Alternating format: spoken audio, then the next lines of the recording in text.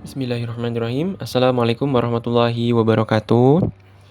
Sebelumnya izin kami dari kelompok 4 ingin mempresentasikan hasil kerja kelompok kami terkait metode analisis SWOT, pengintegrasian teknologi dan media dalam pembelajaran. Lalu ini merupakan anggota kelompok kami, yaitu ada saya sendiri, Muhammad Fahrian, kemudian ada rekan saya, Ahmad Hanif Hasan Rosyidi, dan kemudian ada Mbak Desi Agustin, Mas Fatrah Ahmad Putra, lalu kemudian ada Mas Birul Walidin Husni. Kemudian selanjutnya referensi dari pembahasan kami ini ada 2. Yang pertama dari YouTube Web Programming Unpas, kemudian ada dari YouTube Aldian Hudaya yang membahas tentang perkenalan informatika kurikulum merdeka. Di topik ini kami mendapat tema video atau audio podcast di media sosial baik dari institusi maupun perorangan seperti halnya referensi yang saya sebutkan di awal tadi. Lalu kemudian selanjutnya teknologi yang dibutuhkan yaitu ada internet dan Google Classroom. Google Classroom ini digunakan untuk proses pembelajaran dan assessment atau proses evaluasi, kemudian multimedia berupa video yang bersumber dari YouTube. Selanjutnya ada strength atau kekuatan dari dalam untuk mencapai tujuan pembelajaran.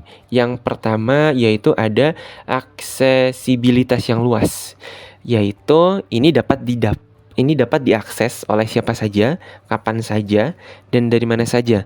Ini mempermudah siswa dan pembelajar dalam mendapatkan materi pembelajaran. Kemudian pembelajaran mandiri memungkinkan pembelajar untuk mengatur waktu dan kecepatan belajar mereka sendiri.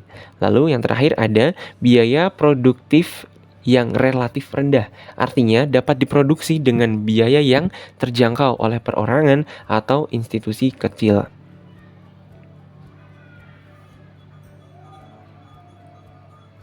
Lalu selanjutnya ada weakness.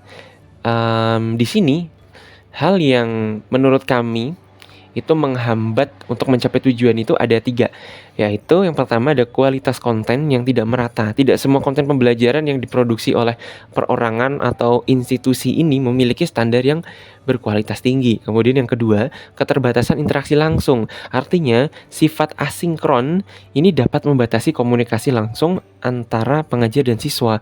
Kemudian yang ketiga, itu keterbatasan teknologi pengguna. Artinya tidak semua pembelajar ini memiliki akses ke perangkat atau koneksi internet yang memadai untuk dapat dilakukannya proses belajar mengajar.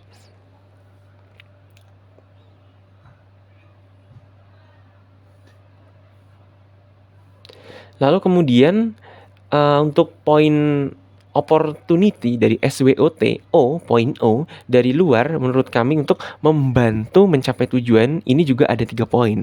Yang pertama itu adalah terkait kolaborasi global.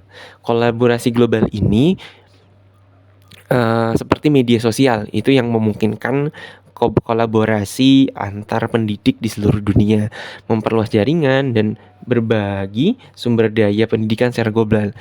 Lalu untuk juga memperkaya pembelajaran atau referensi. Kemudian yang kedua ada monetisasi dan sponsorship. Di sini konten kreator pendidikan memiliki peluang besar juga untuk memonetisasi konten melalui iklan, sponsor, dan donasi, serta memperluas jangkauan audiens dengan kerjasama yang tepat. Lalu yang ketiga itu ada untuk sebagai pertumbuhan e-learning, ini membuka peluang bagi institusi dan perorangan untuk mengembangkan atau untuk ikut andil dalam mengembangkan teknologi dan media tersebut. Lalu yang terakhir itu ada threats atau ancaman dari luar yang menghambat juga untuk mencapai tujuan. Itu ada 2 poin. Yang pertama adalah pengaruh konten negatif lainnya. Artinya di media sosial ini konten pembelajaran harus bersaing dengan konten hiburan yang sering mengalihkan perhatian dan mengurangi fokus pembelajar itu sendiri. Kemudian yang kedua ada resistensi teknologi. Jadi tidak semua pengajar atau siswa ini nyaman dengan teknologi baru, dan rendahnya juga literasi digital menghambat pemanfaatan maksimal video atau podcast sebagai alat pembelajaran itu sendiri. Jadi kesimpulannya, Menurut kelompok kami yaitu teknologi ini dalam, pembelajaran juga menawarkan akses yang luas dan fleksibilitas gitu. Namun terkendala oleh kualitas konten juga yang tidak merata dan interaksinya juga terbatas dan akses teknologinya juga.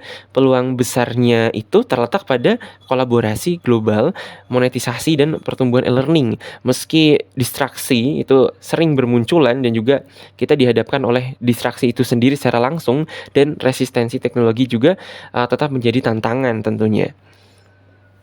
Oke baik, mungkin, itu saja yang dapat kelompok kami sampaikan, ada kurang lebihnya kami mohon maaf. Kami akhiri, assalamualaikum warahmatullahi wabarakatuh.